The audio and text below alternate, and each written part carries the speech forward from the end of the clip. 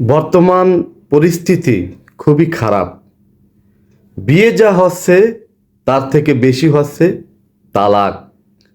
নতুন বিয়ে হলেও তালাক হচ্ছে, আগের বিয়েতেও তালাক হচ্ছে। আর তালাকের অন্যতম কারণ হলো শাশুড়ি, অর্থাৎ মেয়ের মা। বেশিরভাগ ক্ষেত্রে মেয়ে আর জামাই এদের মধ্যে যদি কোনো রকম ঝগড়াঝাটি হয়, যেটা স্বাভাবিক হবেই, প্রত্যেক দম্পতিতে হবে, মেয়ের মা কী করবে?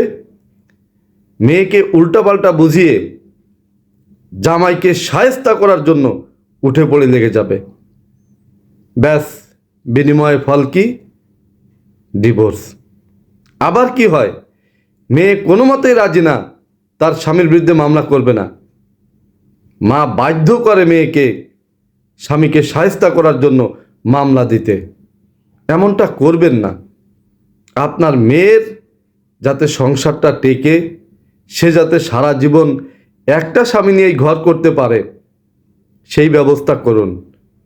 আপনি তো দুইটা বিয়ে করেন নাই, আপনি তো আপনার একটা স্বামী নিয়ে সংসার করছেন, জীবন পার করে দিছেন।